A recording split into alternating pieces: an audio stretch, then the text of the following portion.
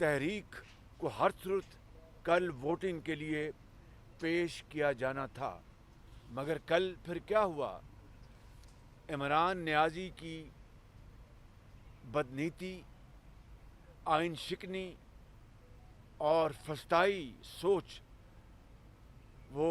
غالب آ گئی، اور deputy speaker کو عمران نیازی نے اپنا اعلی کار بنایا۔ اور کل جب ہم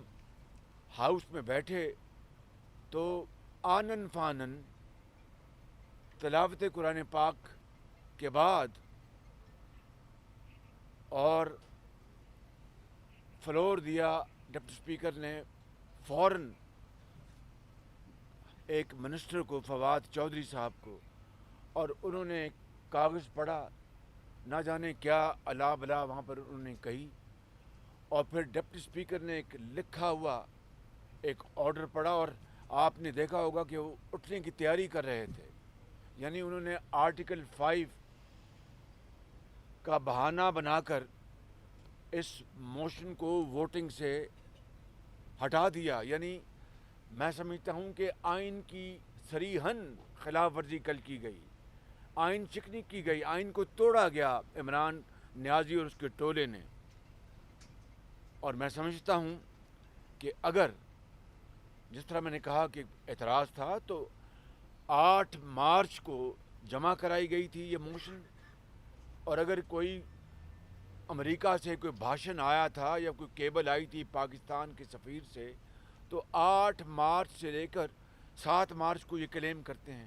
7 مارچ سے لے کے 24 مارچ تک جب اس موشن کو ہاؤس میں لیو گرانٹ کرنے کے، یہ پہلا مرحلہ تھا، لیو گرانٹ کرنے کے لیے پیش کیا گیا، تو اگر وہ مراسلہ آ چکا تھا، کیبل آ چکی تھی، تو پھر 24 مارچ کو انہوں نے کیوں نہیں اعتراض اٹھایا؟ کیوں نہیں انہوں نے اپنا اپنا ٹریجری بینچز اور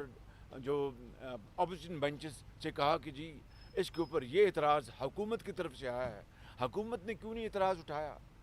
سو this is was all and after that, یہ سب ایک سوچ تھی۔ عمران نیازی اور اس کی ہواری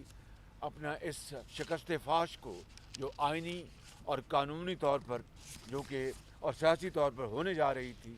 اس کا سامنا نہیں کر سکتے تھے، اس لیے انہوں نے جمہوریت کو مسخ کیا اور آئین کو توڑا، آئین شکنی کی۔ اور کل آپ نے دیکھا کہ کل پورا دن، اس کے بعد اور پوری رات قوم اور ابھی تک ایک ویکیوم میں جا رہی ہے۔ گو کہ کل عدالت عظمیٰ نے کہا ہے کہ کوئی ماورائے آئین